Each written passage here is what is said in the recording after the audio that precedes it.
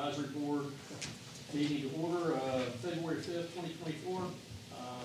Invitation. Can you get your microphone on? Can you hear me now? Gracious Heavenly Father, thank you for another day on this earth. Lord, we ask that you be with us tonight in our meeting, that we might learn more about this electric services and be a steward of the money in this city. In your name we pray, amen. Amen. Pledge allegiance. To the flag. Pledge allegiance to the flag of the United States of America and to the republic for which it stands, one nation, under God, indivisible, with liberty and justice for all. Okay, next order of business, we've got the minutes of November 1st, 2023 and December 4th, 2023. I guess we'll take these individually. Are there any corrections to those? If not, I'll entertain a motion for November 1st, 2023 to approve. Motion approved. Second. Discussion. All in favor signify by saying aye. Aye. Aye. Opposed, same sign. Motion carried. Regular meeting held December 4th, 2023. Minutes were sent. Mr. Roebuck, how are you? Are you? Good, thank you. Entertain a motion for approval. First. Second. Discussion. All in favor signify by saying aye. Aye. Aye. Opposed, same sign. Motion carried. Item 3, presentation. All right, so let me just to give you a quick kind of where we're going to head the next 1, 2, 3. That is 6 months, counting this month. So tonight we'll talk a little bit about the power cost adjustment stuff. I think that's a big important piece of the budget, so it's a big impact on your bill, so we'll talk about that, how we come up with it, those parameters. In March, next month, we'll pull out, we gave you all the budget. I think we emailed it out to you, and then you got a copy of it. That's just the electric budget. Here's what the whole big budget looks like, right? This is the whole budget. All funds, everything. You guys just got the electric budget. Right. And so those, 6 pages or whatever, how many pages that is? It's probably it's 90 out of almost 48% of the whole budget is right there. The one line, the $60 million in power costs, so that's 60 divided by 200-ish, whatever percentage that is, little 40 or 30 something, high 30s percentage, is right there. So this whole book, basically, you got pretty much everything we do right there in your hand. But in any case, so we'll talk about budget next month. I don't know how long it'll take us to get through the budget. I'll just try to keep it to an hour, and then if we got some overrun, we'll go into next month. But it's when we get done with the budget, then Brad's back up, and we're going to start breaking the system down for you. Okay. Kind of break down the component parts and talk to you about the feeders, the primary lines, and how we break the distribution system down. I think that's going to be an important part of to get to where we want to go, which is rate setting and the budget for next year, right? So the schedule's kind of broke down for that. So Brad will probably be the one running April and May as we'll talk about the system. And then we'll talk about the system improvements. So I kind of think you need to have a kind of a feel for what's out there and then where we see the weaknesses and where we want to invest the capital monies. So that's kind of the system, and the CIP's May. And then June and July, we'll start talking the budget. And so we'll rebuild everything, and we'll probably bring you we'll bring you sheets and kind of walk you through our recommendations, kind of like we do with the commission. Mm-hmm. And then part of that budget will be the rate setting, so you kind of see how we'll recommend where we're at on rates. As far as rate setting goes for next year, I know we'll have Jim and Brad probably yelling at us to increase the rate a little bit, which we'll avoid pretty much at all costs, but we'll save that for the June and July discussion. So if there's any questions about this budget, this document, they could give me a call or whatever, and email me. You guys know my email, right? It's al.minner, 2 N's, otherwise it won't get to me. So with that, so that's kind of where we're going to head. Okay, so the first thing, so this is, everybody probably is seeing this, right? It's your utility bill. And so back when everybody's kind of complaining about your utility bill, everybody kind of looks at the bottom line, right? everybody looks, does this red thing work? How do I get the red thing? Everybody looks at this bottom line, right? And you can't see that, but that's like $299. So we always get all the time, I've got a $300 electric bill. So the purpose of this slide is to say that is not your electric bill. Actually, it is. But it's really your utility bill. So in this case, when you get this bill, if you're the typical inside Leesburg corporate limits, you get a bill. I did it again. You get a bill for several things. You get an electric bill. Why isn't this coming up on the screen? Oh, there it is. So you get an electric bill. You get your gas bill. You get your sewer bill. You get your trash bill. You get your stormwater bill. So stormwater corporate limits is, that's a flat fee a month that goes off over to the stormwater fund, fixed drainage and those type of things. You get your water bill. So you actually get a bill that's 6 utilities. Municipal corporations are going to be the only, I'll go out on a limb and say, the only organization that when you get a bill, it's a multiple bill. So my guess is that when you heard people crying, I'll be politically correct. Back in a couple years ago when we had the issue with the power cost adjustment, gas went and we had lots of complaints about the price of their electric bill. My electric bill is $1,000. My guess is that when people tell us that, it's this. It's that number. It's the bottom line number. It's not the electric bill. So I think that's really important to stress. And you guys as electric advisory board members, when you hear the complaints in the community and people complain about your electric bill, typically the first thing that staff does is we break down the bill and remember, that's not just an electric bill. That's a 6 utility bill. So when you get your Duke bill or you get your Seco bill, that is electric only. And so probably we get a lot of comparisons of, you take to your neighbor who's Seco or whatever, and you're comparing those bottom lines. You're not doing a proper comparison. So the first thing is to remind everybody, this is a utility bill, not an electric bill. So quick question. So on my bill, I don't have gas at home. So are the surcharges and taxes, I'm assuming they're listed on there as well? That's down in the bottom part. Okay. So we're going to surcharge and tax you for all the different utilities that are taxable outside of the fund parts. Okay. So those are down there at the bottom, and they're all listed out. Okay. An unincorporated bill will probably look more like, it depends where you're at. If you're on an unincorporated customer, like Chairman, you're probably going to have gas. You don't have gas? I have electric only. Oh, so you're electric only. So, like Silver Lake area is going to be gas. You're an exception. So gas, water, and electric is a typical bill. Fruitland Park, I think you got, Mark, you're probably just going to be electric only. Just from electric. us. Yeah. I think there's some gas available in Fruitland Park. There might be. I don't think we have it out by you. Yeah. So that was the point of that slide. When you get your bill, it's a utility bill, not an electric bill. So let's forget about everything else and let's just talk about electric. So this is I picked this bill for a specific purpose because its consumption is 1,365 kilowatts. Believe it or not, that is the average bill. I know we say 1,000 all the time, right? The industry standard is you measure 1,000 kilowatts, and that's how the industry measures each other on what that first 1,000 costs. In Leesburg, probably around 40 to 45% of our customers use 1,000 or less, but the average bill is about 1,300 kilowatts. So if you're kind of that typical family of 4, you're gonna use about 13. You're not going to use 1,000.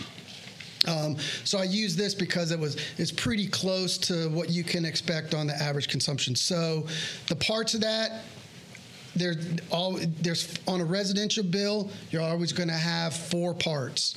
The first part is what we call the customer charge. You hear me slip up and call it the base bill every now and again. So if you hear me say base bill, customer charge, synonyms, same thing. That's a flat $15. This charge is fixed every year by the City Commission, by our rate resolution. So every year, the City Commission passes a resolution that has the rates for all the utilities, and this is one of the breakdowns. So that's fixed every year, one time a year. The next one is your 0 to 1,000. So 0 to 1,000 use, the bill is whatever your consumption is times, and that's in dollars there, so that's 9.2 cents. So almost 9.3 cents a kilowatt for your first 1,000. Over 1,000, so that's the same for all residential customers. The 0 to 1,000 is that 9.2 cents. Over 1,000, you pay a little bit more, about 11.5 cents. So then the fourth part, if you go over that 1,000, is the power cost adjustment. And so these two charges again, these first three charges fixed by the City Commission. Once a year, they do that in that rate resolution. The customer charge, the first 1,000, the over the 1,000, and then it's based on consumption. And then we have the power cost adjustment. So right now, this bill, I think actually this is a November bill, and it's showing when we went down to the 2 cents. So the power cost adjustment is whatever, it's your consumption. So 1365 times 2 cents is 2730. So that's your power cost bill. Add those four numbers up, and your power bill is that's 277.39. So that's your total electric bill.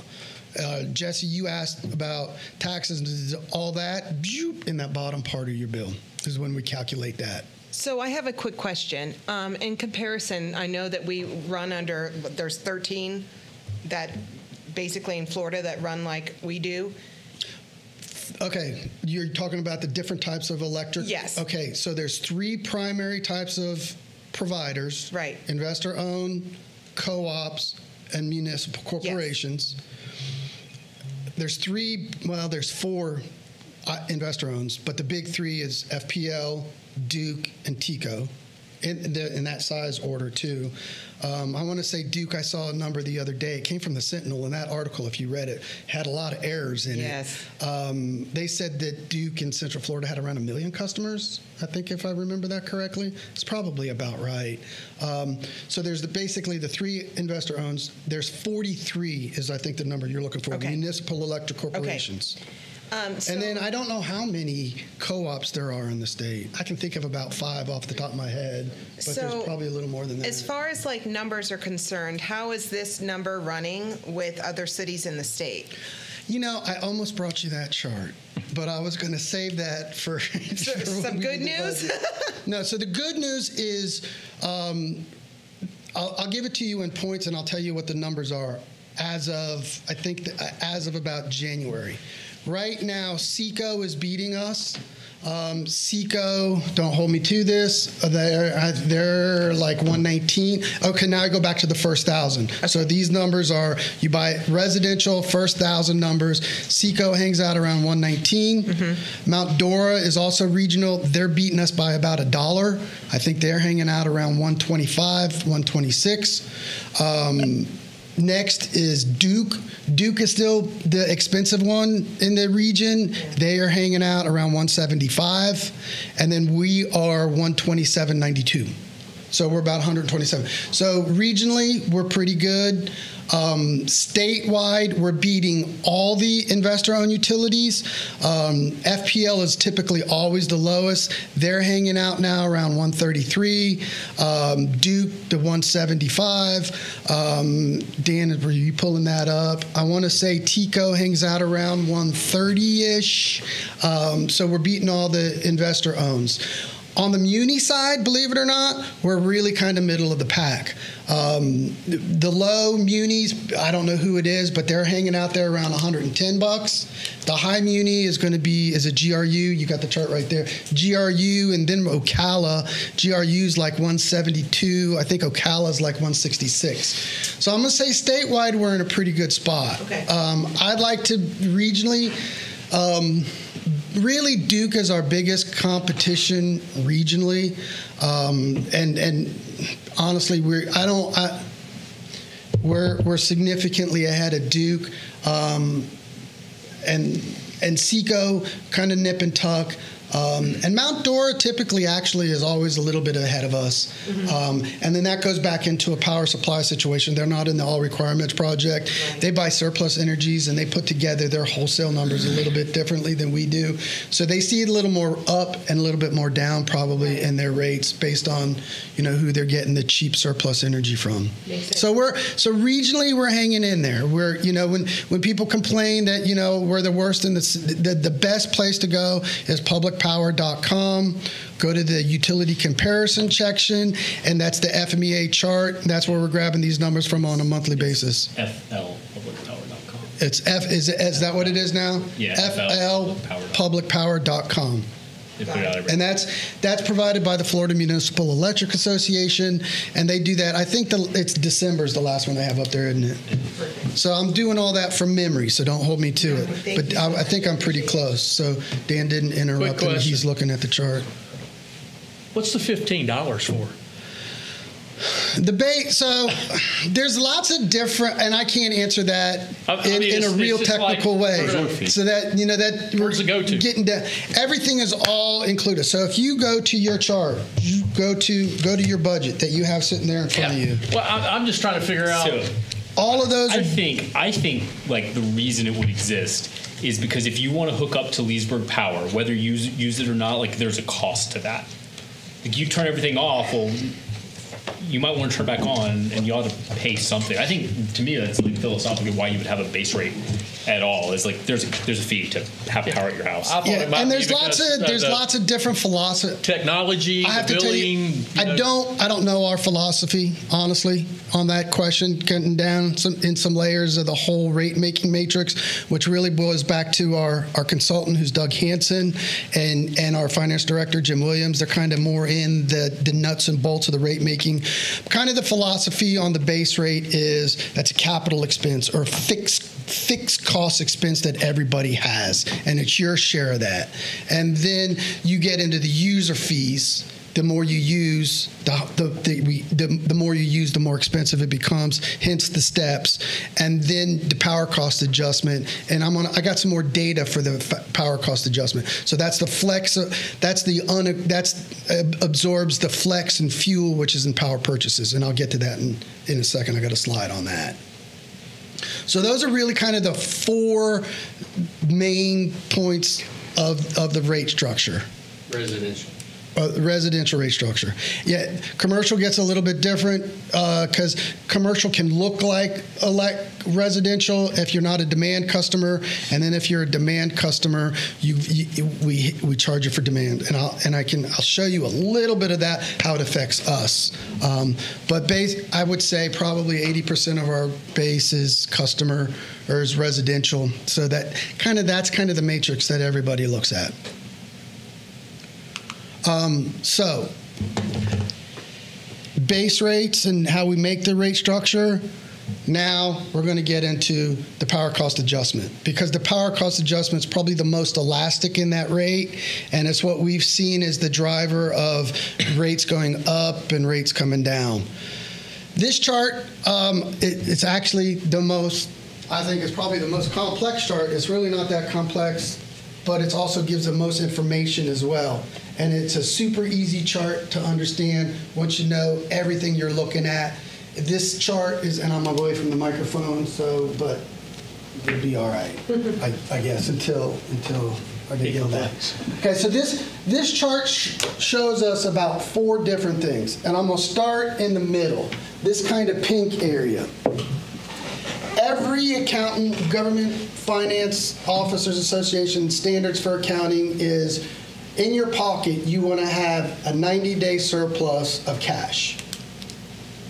That's based on all the monies you take in and some different things. One of the things that we don't include in that is power cost supplies. We don't include that. So what we do is we take 90 days, and that changes every year, because that's going to go up or down based on total revenues in. But typically, we don't want to see the line dip below 5 million, and right now we're hanging out about 8 million. So that's kind of don't want to see your cash go below 8 million. In all honesty, in the electric fund, I'm going to tell you that number is too low. That number's too low because of things that can happen. If, for example, if a big lightning strike came and blew up one substation, that's $3 million right there. So electric money goes super quick. Now, 70% that 90 days of cash in the general fund, that's another story. But electric is pretty volatile. My goal for us is really to stay above the $15 million number. So how do you know how much cash we have? That represents the green number, the green bar. So green is total cash in. So in February, or let's go December of 2019, we had almost 23 million bucks that was reserved. And you kind of see it falls up and down. So green is total cash in. That pink is reserve number. The next number is your allocated cash. So basically, this orange number would be, say, 8 mil, or you got about 12 million to 8 million. So this means we've got $4 million of projects that Brad wants to do. We call those allocated or earmarked projects. So he's buying bucket trucks, he's buying transformers, he's buying wire. We haven't bought it yet, but we've allocated it yet. So it's showing we've got the money like here, but we don't have 20 million. I'm looking at the November column. It's really 20. We only have 16 because we spent 4 already. So like over here now, come to August of 22, bad number. So we only have, in August of 22, we only had, $7.5 million in cash, but Brad still got about $2 million in projects. So that's why I go gray. So those, now that, and as you see every month, that's rolling and pitching. I'm sorry, is that because it's seasonal? Is it because in August it's hot as crazy? It is, but in this case it wasn't. Okay. In this case, in this case, what happened in this case, super quick. In this case, what you see fall off is a combination of two things. The number one thing was power costs went crazy high. Right. Okay. So at that time frame here, we really didn't address the power costs until here, right?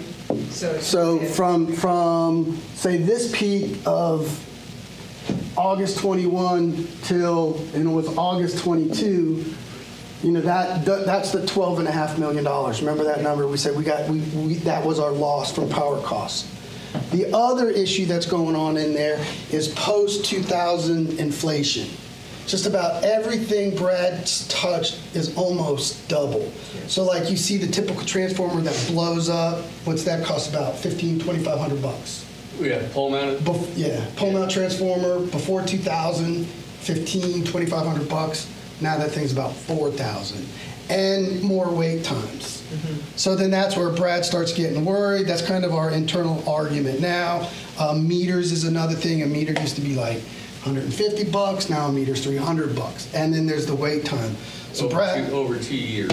And over 2 years wait time is what. So what we have now is inventory issue. so that's what me and Brad argue about is, okay, he sees wait time and is like, if you complain and you need something done, he needs to have it in the shop. I'm like, Brad, what's your cash? Right. So that's what we argue about all the time. So those two numbers are exacerbated by the power cost number and inflation. So we had that drop off. The blue line is the balance of the power cost adjustment.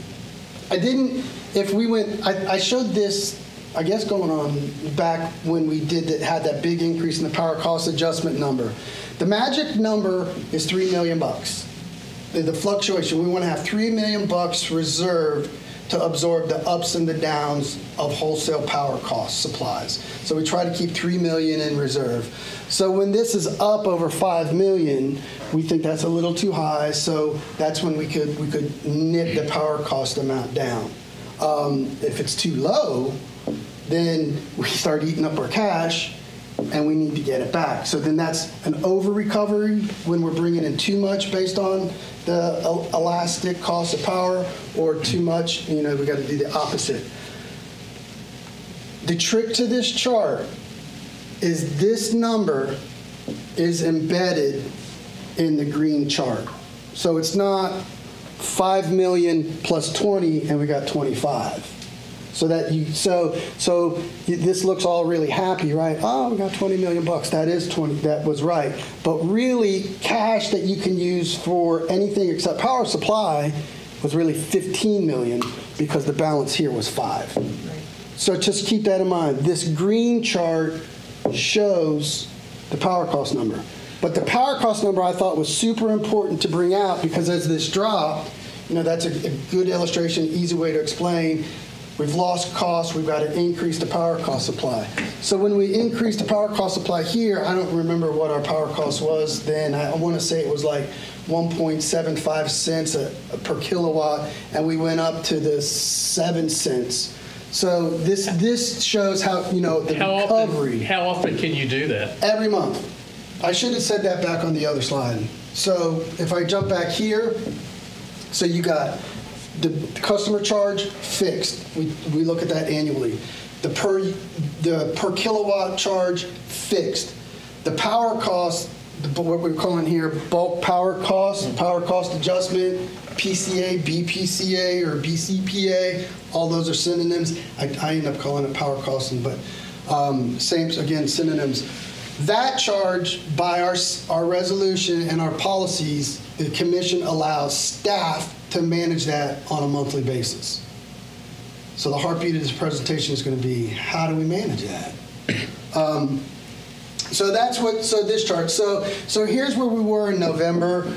We slowed down on these monthly charts, typically October, November, December, January, because all the accountants downstairs shift over to doing the audit. And then once we get probably to about February, then they're back like clockwork on getting this done. So I don't have the December, really January. I should have December done-ish now. Typically about the middle of the next month is when we have the numbers from the last month done. So I don't have the December done because they're doing audit. So they'll catch up here pretty quick. So this number I'm going to say is better, but the electric fund, believe it or not, is still not in great shapes because if you take these numbers off, right? So now we've actually recovered the lost 12.5 from here. So remember, even though this number is 9.5, it's 9.5 plus 3 because that's where we want to be. So we dropped it from 3 to 9.5. So that's where the 12.5 came in. So we wanted to recover that back to 3 million. And what you see now, power cost adjustments looking pretty good. We'll talk about this in more detail in a minute. But remember, from this number where it looks like we're starting to recover, which we are at 12, it's really 12 less 4. So I'm really sitting at 8, right on the bubble of where the recommended cash reserve level is from all the accountants. That's below the 2 million that Brad has allocated. So question there, because I understand the need to keep more cash with the inventory issues. That makes sense. But if the thought is that, well, the 20 million is to, in case you have this kind of edge case scenario where a substation gets, you've got to replace, that's not an everyday thing. Is it worth considering maybe instead of trying to keep 20 on hand like we used to keep 10 and then just have a $10 million line of credit? I mean, that's going to cost you 50 or 100 grand a year, but. Perhaps we haven't got there yet. Okay. And I don't see us going back to 20. Okay. And that's where I kind of have the 15. Okay. And so and honestly, there's not enough. The electric fund's been pretty much has had a lot of cash, and where it's been spent has been system improvements. So and there's kind of a three-legged stool of system improvements. Let us get into that. I think we talked about it a little bit last time, unless I'm mixing it up with internal discussions. And kind of the capital expenditures is a three-legged stool on things that we want to improve ourselves. So the feeder to Jack's house is bad. It's all copper wire. It needs upgraded so his lights don't blink on and off. So we want to change out feeder 59. which primary. So capital improvement projects to improve system is one type of capital expenditure. The next type of capital expenditure is there's a new subdivision being built. And so we have formulas that have the developer contributions, and then there's some cash that we eat. High level on that is it has to return, the return on investment has to be within 4 years.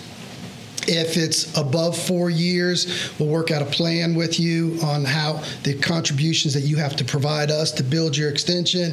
If you ROI at 4 years or less, then there's another formula on you have to pay some upfront cost, but then we'll pay you back as you hook up meters. That's a policy the commission sets. We really haven't visited in a long time. That's all I have to say about that, unless you have any questions. Has it been updated with the inflationary pressures? No, and that's something we're just talking about. Like, should we increase 4 to 5? But really, what we try to do on that is we try to match.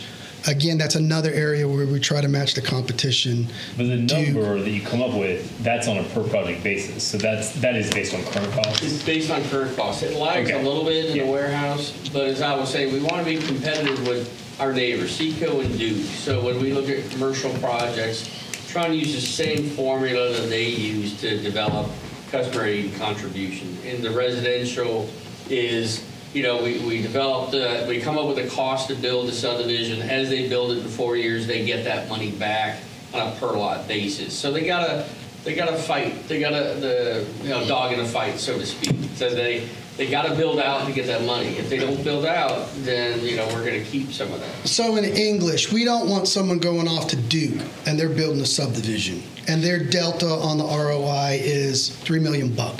And they're building 600 houses. Duke is going to say we want the number of houses divided by that capital contribution, and they get, I don't know, what's that math? Whatever. We don't want to be, if you go off to Duke and it's a $3 million contra that you have to pay in, we don't want to be $6 million. We want to look like Duke. We want to look like Seco. Our policy is they're pretty similar. And that's where we get, and that's it from an economic development perspective. So when you get the big company coming in and they need all sorts of crazy big upgrades to the system, you don't want to be the expensive area that keeps GE from moving in because they got to pay the city $10 million versus paying an IOU $5 million. And they drill down into the first level. They're not doing that, but as they drilling down and they're doing site selection, those are numbers they're looking at. So that's especially on the industrial and the commercial side. That's where we've got to be good. Maybe even these days, maybe not so much on the residential, but our policy is the same across the board. You use the example of a power station getting hit by lightning. It's a $3 million cost to get you guys back up and running again. Do you carry insurance policies of any kind that would cover any of those costs? How does that work? Yes, we do. And the problem that we have with those is just supply stuff, getting that thing up and running again. You follow me? Just the speed of being able to get it? Yeah. To buy a substation transformer, it's over 2 years. Buy a distribution transformer, we've been getting them a little bit quicker. Again, things we used to get in 6 weeks are a year and a half, all right? And so... But my question is really more from a cost standpoint, though. Is it truly $3 million cash out of pocket, or is it a $500,000 deductible and the insurance is going to cover the rest? Some of that's a Jim Williams question. Jim, we extended the insurance to cover all the stations, but there is... Well, they're not. You're gonna have to pay the cash up They're front. not covering the. Let me get you a coverage number. Let me get you a better answer than that, Mark. Because there's some areas where it pays and there's some where it doesn't. Like the typical lightning strike comes, it blows up a transformer. We're out $5,000 to change the pole mount and the time taken. We're out that. On the catastrophic stuff, I don't think we have one-for-one coverage. I'll get that number. I'll confirm that with Jim. And then the only other time we're starting to get reimbursements is when it's a declared emergency and FEMA's starting to pay that. So a tornado comes or the hurricane comes in, as long as it's a declared emergency, municipal electric systems do get funding from FEMA. And that runs depending on who's president, literally, and depending on if it's an election year, that number will, and I know you laugh, but it's true. I've seen it, back in and case in point, back in 2000 when Charlie hit, was that what year was that? 2005. Was that 2005? Yeah, no, it was 2004. Yep. It was 2004 because Bush was running for re-election. And that was really the first year where FEMA reimbursement went from 75% to 90%. And so it's been on and off again at 95. And then since Charlie, FEMA's been a lot different. We've had a couple of big other named storms where the federal government started to change payouts. But we do get reimbursed on the major storms. So feeders go down, transformers go down. All that then does become reimbursable. But at that time, we still want to have cash on hand because we're out, unless we do short-term notes and that kind of stuff. But then time is of the essence, and we want to get stuff back up. So I think residential growth play when you look at this chart. So I look at this and I don't see any indication that Leesburg has gone through a period of residential growth where you're adding more customers. And obviously you've got a big growth spurt coming up over the next few years. What role does the growth play in managing those numbers? You're technically bringing in more money. We haven't done that chart, but I can tell you this. We have had capital expenses go out and meters haven't spun yet. Mm-hmm. So that's part of the area. Is that part of your 4-year return on investment? So the biggest one you want, and that's also another, there's probably the third leg in that stool of why you see that cash number go out. So we've got a handful of big subdivisions that have gone out that we haven't ROI'd yet from. The two right off the top of my head are the Villages extension in Sumter County. Mm-hmm. The Villages, St. Catherine. St. Catherine. What was the bill on that? That was like $9 million or something, wasn't it? Well, it was like 3,000 times 100. No, 1,000 homes. So that was a pretty big bill. We did have debt on that issue, and we've been spinning meters over there for not a year. So there you go. Another big one out would be Lake Denham Estates. Mm-hmm. So that was a big one that went out. I don't know, maybe $1 million or so out for that. And meters have been spinning. That subdivision we'll call fully built out, but we haven't so we built 600 meters out there, but we're probably only, it's only been spinning the 600 meters for maybe a year. So long story short on that note, our territorial box is starting to fill up, and so I don't think, probably past the next 3 to 5 years, I don't think our capital system expansion numbers are going to go like they've been going. So as those start to slow down, probably in the next maybe 3 to 7, you'll start seeing that number improve just because we've paid our ROIs and now we're back to those fixed returns that'll start coming in. So I think we probably have like a 5-year bridge of that number looking ugly. So are you having to bond those to build them out? No. We have the only time we've issued debt to build out was for the Villages. And what kind of bond, was it a bond issue? It was bank note. Okay. Bank note. We have some existing bond. I don't know what the remaining principal on that is. I got to that number. So you'll see, I'm going to show you that number in a second. So total debt is about $3 million out of 90. So we don't have a lot of debt. Okay. And we had the two notes, the one that the major one, and then the Villages one, which was 15 mil, which we issued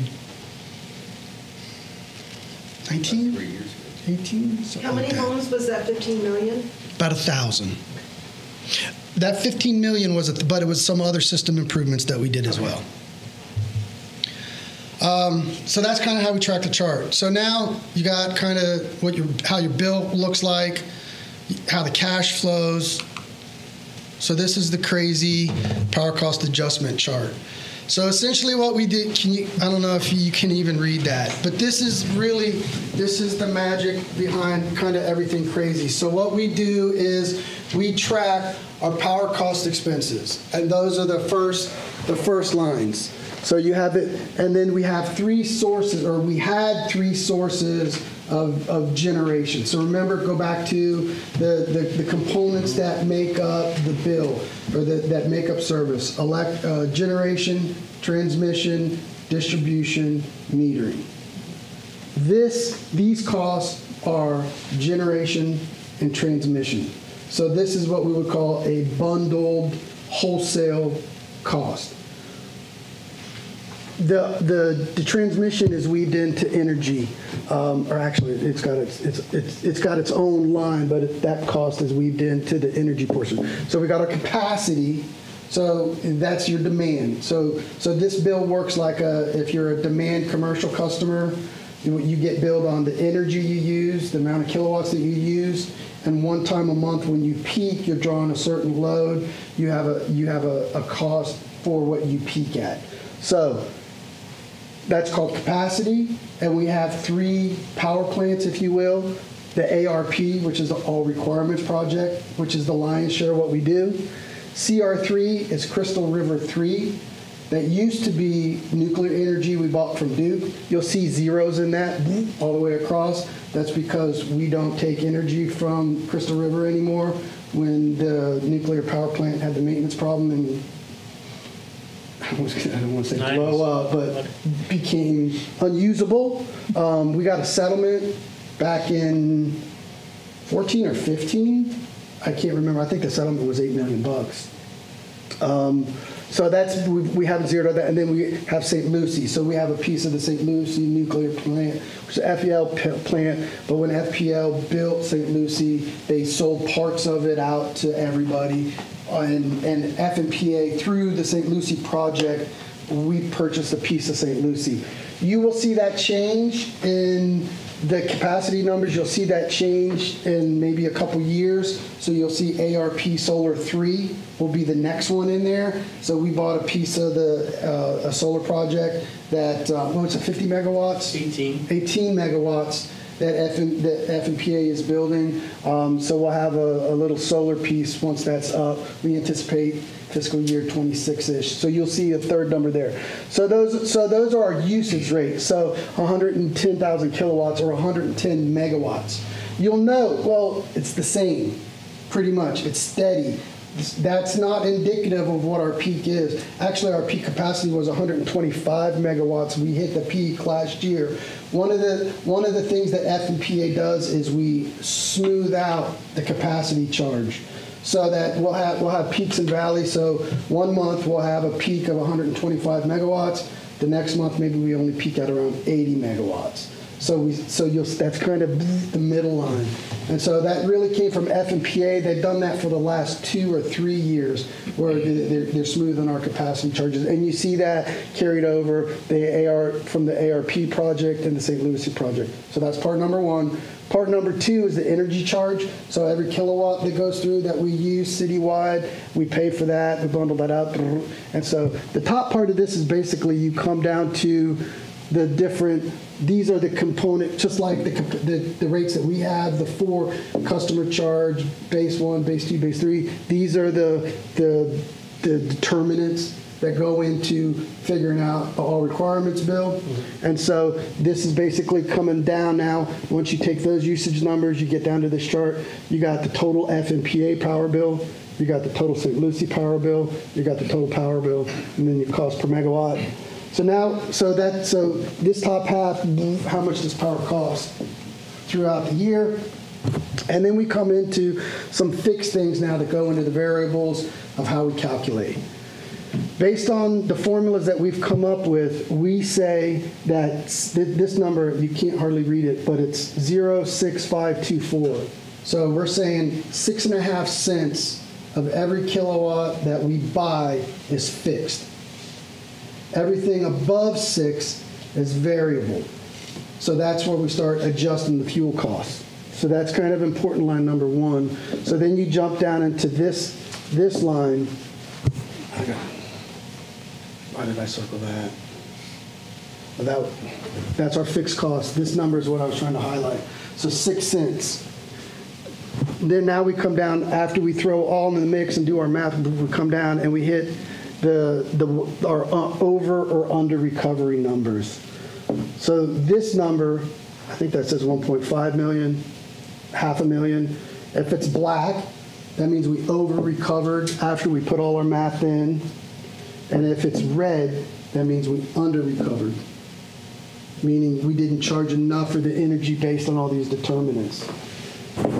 So then the final line, which is here in green, it's only green here for the 3 months because that's the first quarter of 24. So those are the last 3 months. So we ended the fiscal year, this number is 2.8. We ended fiscal year 23 with 2.8 in the power cost number. So now that blue line, right, is this number right here on a monthly basis.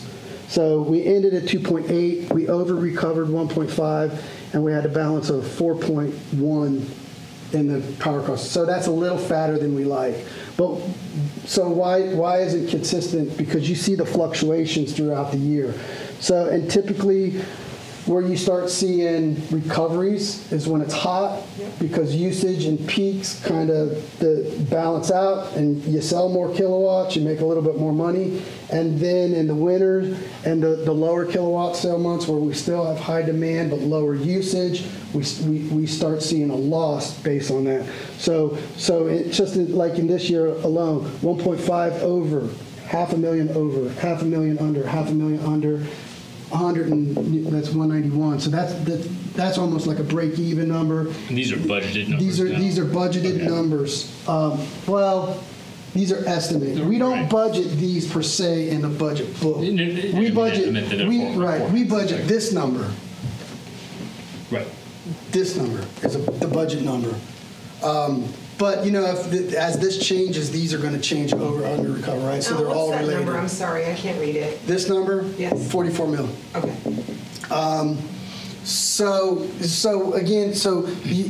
That's why. So we try to pick out a factor of the power cost adjustment that's stable, so everybody doesn't see peaks and valleys in their bill.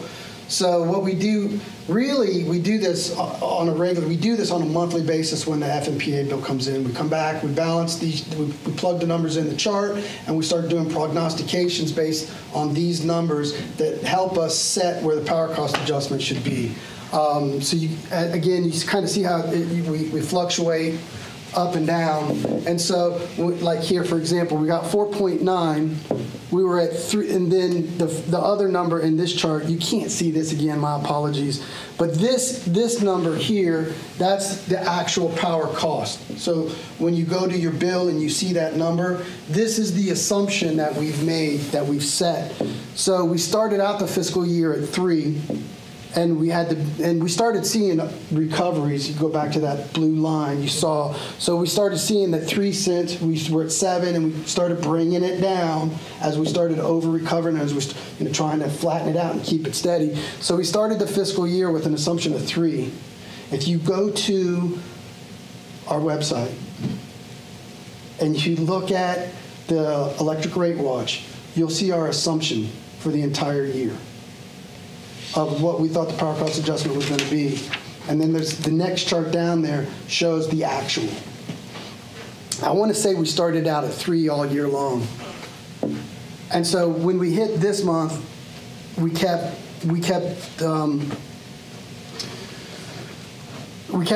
at 3, but as we started to over recover, we started recalibrating. Okay, so we've got some space. If we stay on that trend, we're going to see this number go crazy high. So what's the right number to bring it back to?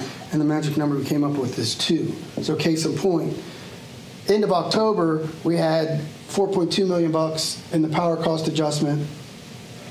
We brought the power cost adjustment down to the 2 cents a kilowatt. By the end of the fiscal year, we're going to have 1.9 million.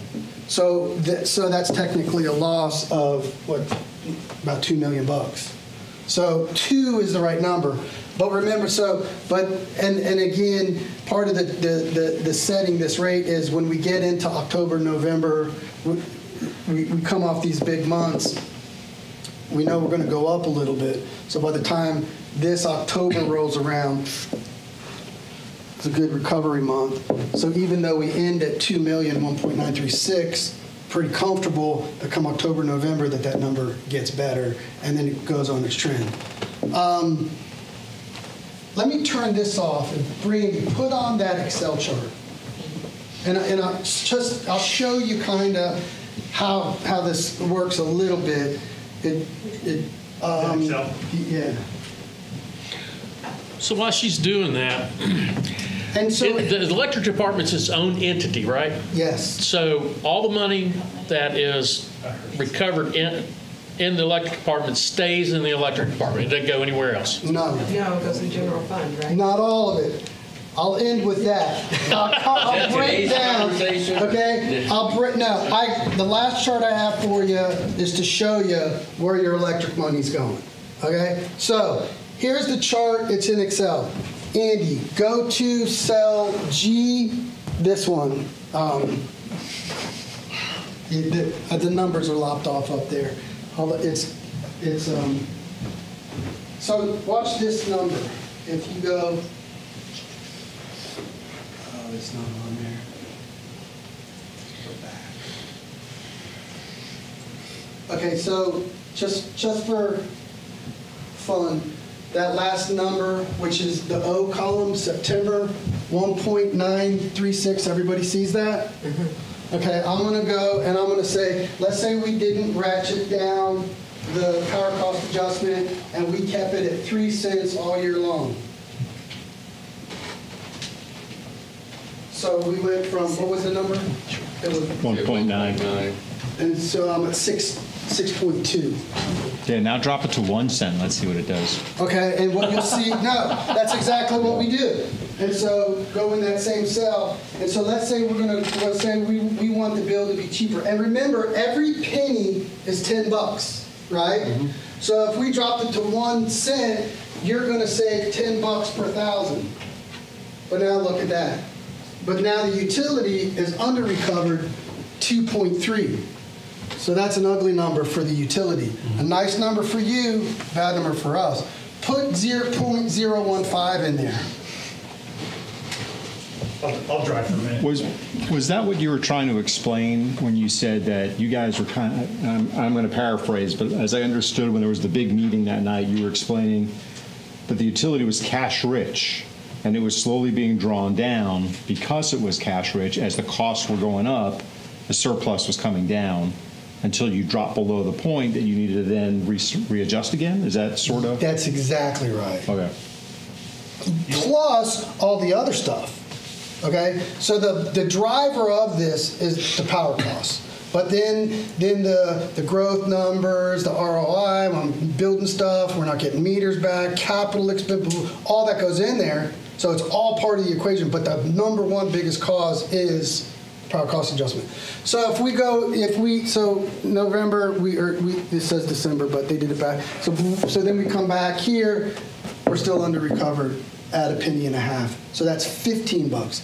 So now put 0.02. And the only thing in the year that'll change realistically on this is that energy cost from FMPA. Yes. Is that it? Yes. Everything else is pretty much set? Yeah. Pretty much set. How much hedging are they doing at the moment? All of it. 75. About 75% of the total We're in load. pretty good shape for about 18 months. Okay. But we're not at 75%. We're at 75% now, but then it dovetails down a little bit, 50%. And there are discussions about what is 2026, what is 27, what do we want to do with those push-out years? It's 75% to April 25, if I'm correct. I think you're right. So this chart isn't going to change a whole lot then. Those numbers aren't going to change a whole lot. They're so So we're Well, going to because be of the hedging. Yeah, right. That's what I was Because- saying. right. It's not much. Well, and I had one quick So question. you're gonna And it wasn't I'll hedged. give you a question. So basically, from now until April 25, you're probably going to see 2 cents. We might be able to go another half a penny or 3/4, and we'll get down to 3/4 of a penny, and and everything. But 2 is the happy number that keeps us about where we need to be. And that results in almost a $2 million profit? Is that? No, I'm not going to call that profit. I'm going to call that. Go back to the chart. That's spare change so that we can absorb the ibs and yangs and power cost supply. One more. That's this number. So when that said minus 1 point whatever at the end of it, so then this blue number would be down here, and then of course the green number would drop correspondingly. And all these numbers are a combination of residential and commercial? Yes. Yeah, when you That's total electric sales. Jesse, you have a So, quick question. So, I know we're talking about like reserves here as well, but Brad, do we have equipment on standby? Since you said we have a 2-year wait. So we can plan for a lot of things, right? We can plan for a loss of cable, loss of transformers, loss of secondary. Transformers takes it down. We got everything on a pole from a 25 kVA to a 2,500 kVA pad mount that we have spares for. We plan for it. Not many, right? But we have spares in case one gets damaged or one gets hit. Or we got a new customer like the new elementary school says, I need a 1,500 kVA pad mount. We take what we have on reserve and we order a replacement. Okay. The larger transformers that Al was referring to at the substation, we don't have $1.7 million transformers sitting anywhere. Right. So those are what you have to purchase and plan for the replacement. We look at, a 30-year, a 40-year transformer. I think we replaced 4 40-year transformers about 3 years ago. We replaced. The short answer is yes. We have what we need at the shop. If you ask me, I'm going to tell you we probably have 2 or 3 times what we need at the shop. That makes Brad happy. That makes me grumpy. Right. Okay? Now, some of the capital projects that we're probably going to talk to you in coming months is Brad's got some concepts of how we're going to link substations together so that probably the biggest, the best example I can tell you is when we had the lightning strike that blew out East Substation back here behind Catrali. So we went down, we lost one of the 2 major distribution transformers, but then we started refeeding and backfeeding and shifting stuff around and shifting different loads to different substations so that we could pick up the load in the substation everybody would still be on. So, I don't know, we were like that for about 6 months.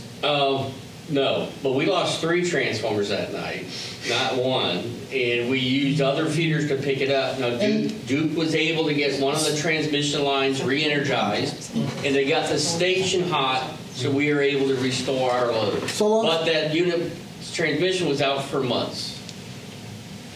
So we can do without that stuff, but then we're MacGyvering and figuring out different ways to feed the system to keep you on. But long story short, we have enough equipment that we don't have to wait 2 years if there's Absolutely, yes. huge issue. Absolutely, yes. And I was going to say, too, in a situation like that, I mean,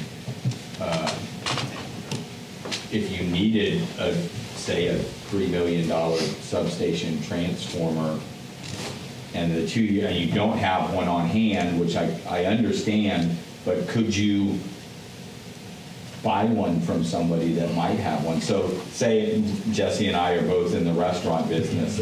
If she didn't have something and I had one on hand in inventory, I could certainly give it to her and sell. The short answer is maybe. Right.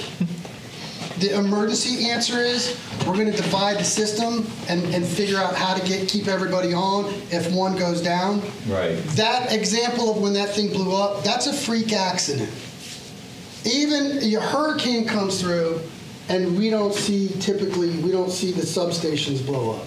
We see wires come down, poles come down, transformers come down, that kind of, right, due to tree damage and wind damage. So typically we don't see substations blowing up like that. Right. So that's a freak.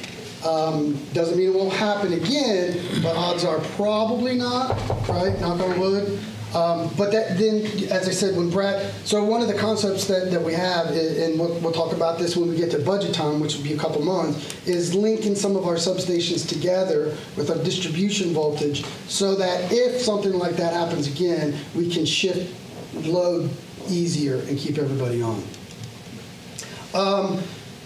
That's really the crux of what I want to say. There was one question that I did put a slide together for. So where does your electric money go? I did these numbers honestly really rough today, so that I'm going to tell you right off the bat they're not 100% accurate because I did it based on the average bill. So if you're an average customer, I'll redo these numbers and I'll do it based on total sales. That's probably how I should have done it to begin with. But my guess is it's not going to change too much. I'm pretty much in the ballpark. So then the first one, power purchases, you can't see it in the green. So our total electric fund budget, $89.4 million bucks. That's going to correspond with what's in your budget book. So where do we spend that? $57.7 million is our estimate for fiscal year 24 on what our power bill is going to be. Distribution is I rolled some numbers together in there, but basically that number is the distribution line crew, salaries, that kind of stuff. Everything it takes, administration for Brad's department. Does that include like benefits and stuff for employees? Yes, as well? that would be all in this number. Okay. Metering, we have that jobbed out differently in their budget. So that's $1.7 million a year is what we pay. So if you divide that by 27,000, divide that by 12, that's the cost per meter that we spend. I think that number is going to come out to be around $5. Do that math, Jesse, real quick. So 1.7 million divided by 27,000 divided by 12. 27,000 is the customers. 3.61. So we spend $3.61 $15 a month to read your meter, and put a meter in. Before we went to GE, that number was 50 cents. Everybody probably pays about the same as we do on that these days. And, that's kind of the high tech or low tech kind of thing. So that's an important number. Allocation. This is a goofy number, but it includes stuff like the gross receipt tax that we collect and we have to pay to the state. So that's really in, out. It includes Fruitland Park franchise fees, $500,000. And if you're a Fruitland Park customer, they have an 8% franchise fee on the system. So we bill Fruitland Park 8% on their usage, and then we pay that to them. Then that goes into their general fund. Our side of the house, we don't have that. We have the transfer instead of franchise fee. But if you're a customer in Leesburg and you're on Duke or you're on Seco, we're charging you 6%, not 8%. 6% is the typical franchise fee. Allocation, once you get past the gross receipts tax and the Fruitland Park tax, the next big number in that $8 million is $2 million. I think it's $2.5 million in there. I think we call that depreciation expense in the budget. So basically that is cash we're taking out of our pocket and we're putting it in depreciation, which on that other chart goes to R&R, and then we use R&R to fund capital. And then the allocation is all the other services the electric fund uses to run. GIS and IT is the number one, and you'll see it in there. You'll see city manager, planning and zoning, city attorney. GIS and IT is the number one allocation. So we have an allocation on the general services that the electric fund uses. And so you throw all those numbers together to operate quasi-autonomously, cost the electric fund, probably not 8.2, because I would take $3 million off that number real quick. It's probably more like $5 million. Debt payment for the village's extension and the old debt we had is 3.8. So the transfer number is 3.2 million. So 3.2 million, that's kind of the profit, right, that goes straight off the top into the general fund. I would brag on that number all the time because that is a really super good number. It's just a little bit below 6%. It goes back to some of those things we talked about where we put in the charter amendments and blah, blah, blah, blah. And then capital improvements for fiscal year 24 was 2.9. Okay, so that's the rough house budget as a percentage. So I wanted to go back. So 64% of every penny that you spend goes to pay the power bill. And then that breaks down into what's a fixed cost. 46% of the power bill is fixed. 53% we put into that formula as an adjustable fuel charge. Distribution's 13%, blah, blah, blah. So then you break it down into the pennies. So this is your percentage of operations.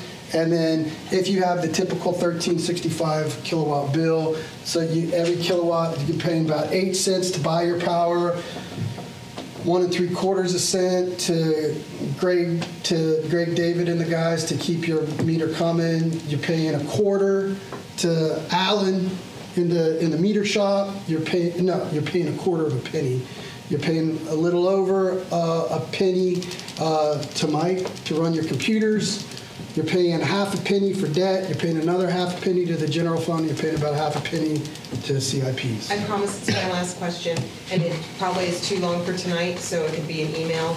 But do we know what our time is on our return on debt for the Villages project? 15 years less 3, so there's 12 years ticking on that clock. Okay. And that debt payment, the total of 3.8. I think our debt payment on the Villages stuff was probably around $1 million. Okay. So it's probably a little over a third. But remember, that's not just Villages. Yeah, we did It was the Villages, Right. and it was And North there's Sub some fix, infrastructure. it was Feeder 59 fix.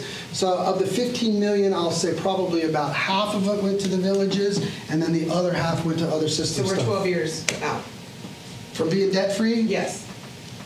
We'll never be debt I free. don't know what the I don't know what the life on that other bill, that other debt is, but it's probably upper. It's in the budget book. Okay. You mentioned I'll get you that. you mentioned one thing. You had mentioned competitiveness, that you want to make sure that Leesburg was competitive. Does that mean somebody like Cut Rally or Romac Lumber that uses a lot of power, they can shop their power and get it from wherever they want? No, no. You're talking not- about on the outlier. Well, you could make a decision not to build in our territory and build elsewhere Okay, if they that's- thought it was more favorable. Okay. So in your 180, let's say that is everybody buys power from you. Yeah, the 180. So the 180 is the statute 180. It dictates on water and sewer to municipal corporations that if you define a territory pursuant to section 180, the city's going to take the map and they're going to put together an ordinance that does our 180. So that's really the water and sewer world in the municipal corporations, and cities trying to identify where they have to build their water and sewer to. They set up a boundary pursuant to 180, and that's their territory. Right. So in the electric world, we don't have a 180. I think it's 3 something, but basically it says you have to agree and it has to be approved by the Public Service Commission. So the Public Service Commission ultimately defines territory for the provisions of electricity. Answer my question. And so a 180 in electric language is your electric service territory that's established by the Public Service Commission. And on the territorial issues, as we kind of talked about in previous meetings, that is the 100% area where we're regulated by the Public Service Commission. So like when we expanded into the Villages, we traded territories with Duke. We were like, Duke had a harder time getting to that area in Sumter than we did, and the Villages wanted to design their villages around. They didn't want electric territorial line going through a middle of a village. So they kind of lined out how they wanted the provisions of electricity. Then they came to Duke and Leesburg to say, how can you guys do this? And well, we need to do a territorial exchange. So we kind of wrote all that up, went to Public Service Commission, they blessed it. So every square inch of Florida has a territory by an electric provider. And if that's going to change, it has to go back to the Public Service Commission. So Public Good Service information. Commission is your 180. Okay. Anything You said else? you had 27,000 customers, is that the number I heard? 27 and going up. Residential and commercial Total. 27,000 bills go out each month. Yes. So of that $2 million, bottom line, that's about $75 per customer profit, which is it's just straight math. And I know it's apples to oranges because obviously residential consumes at a different rate than. I'll take your word for it. That sounds a little fat, Mark. Really? Yes, because if you back to this chart, I'm not going to start calling profits until you get to this number. Well, I'm just going by that just looking at what your bottom line was when you did the 0.20 adjustment, you went up 1.9, whatever, bottom line, bottom corner, bottom cell, 1.9 that I call profit that you don't. 1.9. Talking about $9 million. Oh, no, yeah, no. So I'm not going back to that because that's a power cost. So just because I have that, so that one, yeah. Actually, the real profit that you could argue about is actually 3.2 million. It's the transfer. Right. Yeah, that's what I It's just a said. little more. It's 3.2 million. Okay. You know, I flat out, this is profit. Yeah. Man, there's probably some numbers in here that you probably trim a little bit, and that helps the general fund. These two are profit areas. It's 180. Because if you go your way and you go back to the power cost number, right?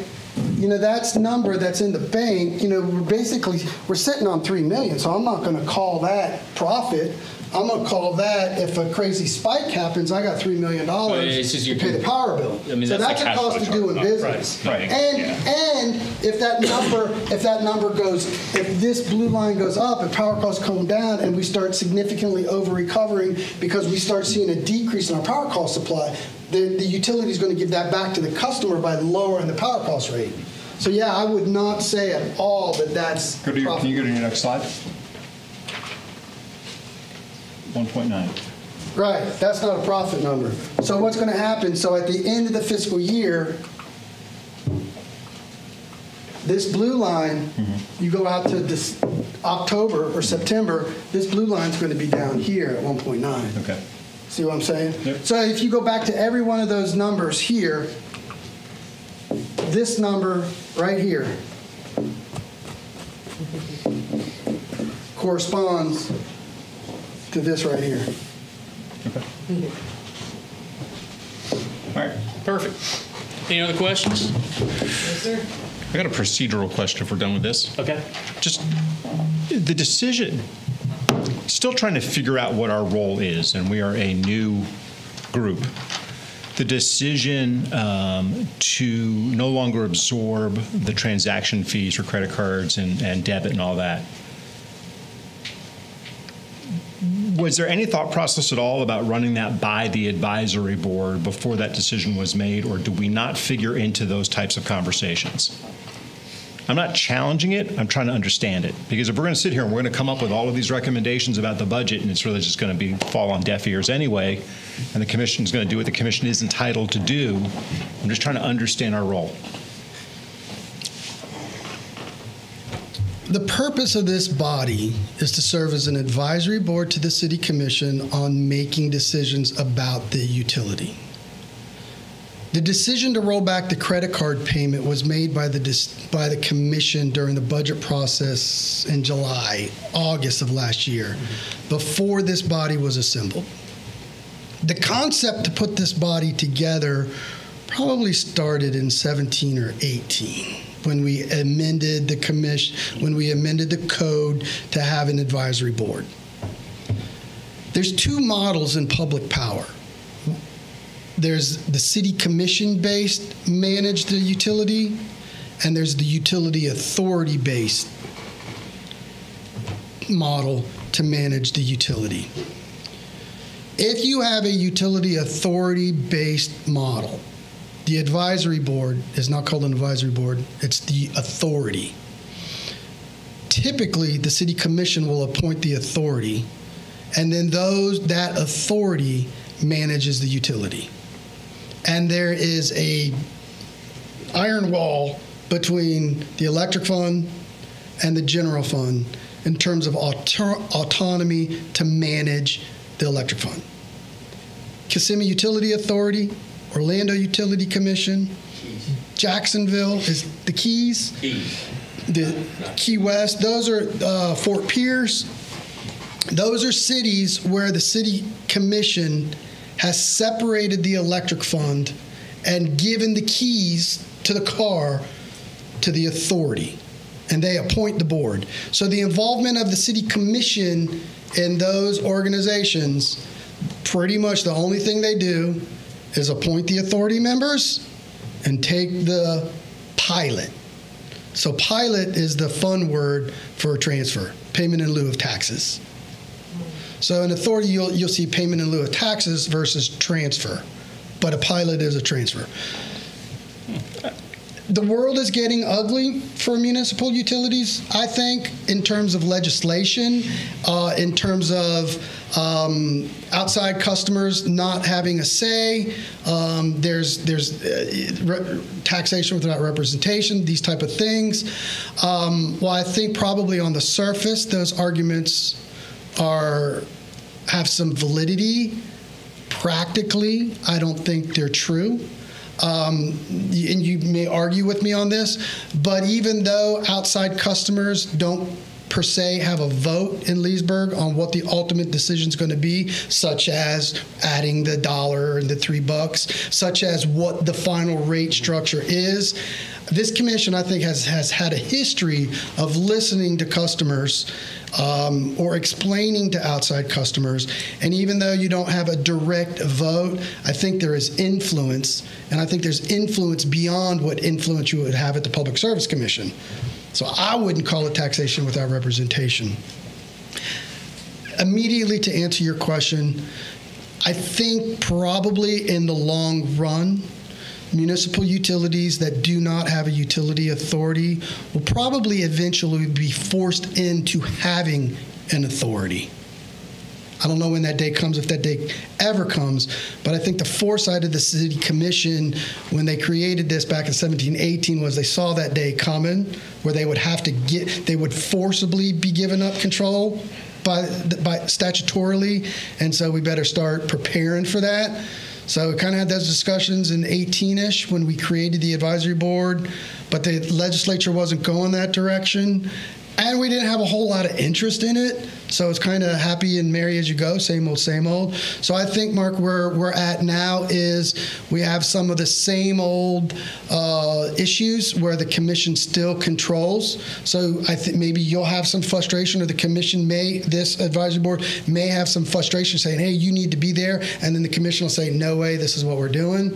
And I don't see that, but because I think the commission's been very good about taking the staff recommendation. So this year, I envision the process of being, these are the things that we're going to be recommending to the commission in the budget workshops. That's why those budget workshops were strategically placed in June and July. So we'll have met, we'll bring your recommendations to the commission. If the commission during a budget workshop says, hey, well, we need to do this, our response back next year will be, well, let's run that past the advisory board. Whether the commission does that or not, I don't know. But so those decisions, had they happened this year, then we probably would have talked about those things. In all honesty, the charge for the convenience charge, that was a commission-made decision when they saw the $500,000 expense. Yes, $500,000. So they said, hey, how can we say that? We said, well, we're absorbing those fees. The commission said we don't want to absorb those fees anymore. So I don't even know on that one if we would have because that was just an ingrained type of thing. I think with years where this board goes, honestly, I don't know. I kind of suspect that in some time, X is some time, I don't know what that number is. I do think the state will probably start forcing cities to go into some type of authority model. This year, they started up again with that same bill, 1277. 1277's been watered down a little bit this year to where, if I understand 1277, that's House Bill 1277, write that number down, Google it. It's limited. It started out pretty wide scoped again, where it was capping your transfer, and then it was capping it even more and ratcheting it down based on a percentage of your customers outside your city limits if you don't have an authority model. So the state was starting to penalize you if you don't have an authority. That's taxation without representation. Therefore, you can't transfer as much. That was last year, big time. This year, it started out that way, and it's down to 10% max transfer for outside city limits. So the bill, the way it's being proposed right now, we're already underneath that. Senator Baxley is a humongous advocate for public power. So there's lots of if you take a line on Tallahassee, what will they do? I think the line is 1277 doesn't see the Senate floor. We don't think that'll happen next year because we lose Senator Baxley's seniority. There's good folks running to take his place, but they won't have the seniority. And I think the lobby from the investor-owned utilities will continue to pick on this. So in time, yeah, I do see where cities will probably be forced into being an all-out utility. And then a body like this will be making the rules and the regulations and setting the rates. You said House Bill 1277? Yes. In the meantime, my takeaway of our first 3 meetings is that there are so few variables that there really is any influence over. I mean, so much of it is, for lack of a better word, fixed. You're at the mercy, if you will, of the outside entities that send the power to you. And that's why I'm trying to figure out, if part of our role is to represent the community and look at ways to improve quality, lower costs, whatever those objectives are, what's occurring to me is that there's so few opportunities to influence any of that because of how complicated this whole process is to get the power from point A to my house. So when things like that came up, that was sort of my question. Was that really the best timing, finally coming off of people calming down a little bit, to say, oh, and by the way, we're not going to hit you for $50 a year if you've been paying by credit card? Again, just sort of throwing it out there in my trying to understand what role this group could have potentially played in a scenario. I will like tell you this with some sarcasm. You have not much flexibility in the electric fund to spend because you see the number. Mm-hmm. Yep. 64% of that number is fixed. Mm-hmm. That's actually more flexibility than the federal government. And there's a whole lot more government that they talk about discretionary, non-discretionary money. So we talk about billions and hundreds of billions of dollars, all right, on a daily basis, and we think, oh my gosh, that's a lot of money. You know what? That's still discretionary dollars. What's the federal government? What's it? $6 trillion right now? It was $4 trillion before COVID, and of the $4 trillion, maybe they got to spend $750 billion. So I hear what you're saying, but even on the general fund side of the house, no, there's a lot more flexibility there, but there's a whole lot less dollars there too. Mm-hmm. So I think the concern more is rate structure. There are outside voices from outside the city stamping the rate structure so that investor-owned utilities say, you look like us. But even then, when you look like them, I'm going to go back and argue that even with the flaw in our policy, we're still representing outside customers better than the Public Service Commission represents somebody on Duke. And you don't elect the Public Service Commission, the governor appoints them. So where's the representation in that? Well, let me just add, because I pushed to set the board up, and the reason, and it's none of those reasons actually, because you're right, they don't have much authority. We don't have much flexibility because right now, the city of Leesburg has a well-run utility. That has not always been the case. Not all municipal utilities are well-run. And I can tell you, I mean, despite being involved in electric stuff, throughout my time on the commission, I've gotten more education in the 2 of these 3 meetings I've been to than in 8 years on the commission. Because as a commissioner, you do not get into this level of detail. And it is likely that the city of Leesburg will not always have a city manager who understands the electric utilities, because most city managers don't have electric utility backgrounds because there aren't that many cities with it. And you're not going to have commissioners do so. My thought was that we need a board to be educated, that eventually does become an electric authority. I think that does happen at some point. But even if it doesn't, we need a board to hold the commission accountable to make sure it doesn't get screwed up again. Because if you looked at where this utility was in 2012, I can tell you it was it was causing severe problems for the city. So that's kind of, it's not much fun because you're right, we can't do much right now. But I think it's really just serving as a check to make sure that we always have a utility that is run as a utility and not a piggy bank for the city. Yeah. Perfect. And like on that issue, so like in the flashback, and I don't mean people. Case in point, and where does the city commission, who's not watching the dollars, take you astray? They see that transfer, they increase the transfer, and instead of raising taxes, they go immediately to the electric rate. And so in 2013, I was hired December 16, 2013. At that time, the city commission had a 3-tiered rate increase, 5%, 5%, 5%. I don't know if you guys remember that date. And so I think the first year I was here was year 2 of that, and that increase was already put in place because we just finished the budget. So that summer, my first budget year here was because we don't need that money over there. And oh, by the way, our power cost adjustment is super high. I think we're sitting on $10 million. So now there you go. So when this number starts leaking up to $10 million, then you got to start yelling and saying, you got too much money on you, and that needs to go back to the customers. If you see this number, when we did that presentation, when we had to go to 7 cents, I think I did a 10-year chart like this. And up until that time where the gas numbers went crazy, we were keeping that power cost adjustment pretty constant between $3 and $5 million. And so that's our goal to get back. And so we want to stay at 3. And so I think tonight's illustration shows that. So we're sitting there like right now pretty much at 5. End of the year, that number is going to be down, or we're going to be less than 2.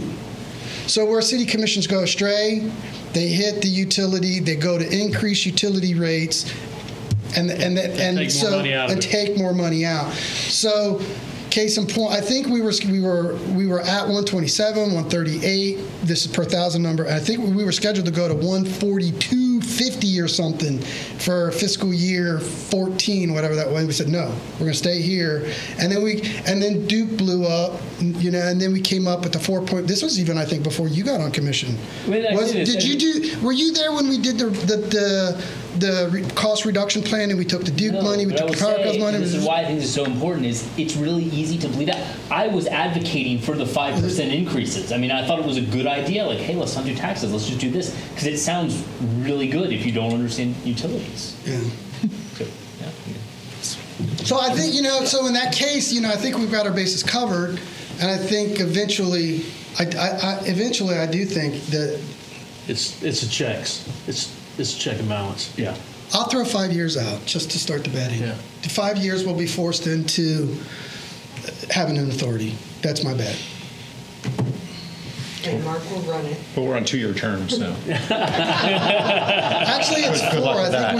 Actually, it's 4. We had to stagger you guys. So next time, Mark, you're 4 when you get reappointed. Okay, roll call. Jack, anything for the good of the order? Jesse? I'm all good, thank you. Nothing for me. Mark? All good. Dan? Thank you. We've got a full board. All right, next. Have a motion for adjournment? Adjourn. What's the next one?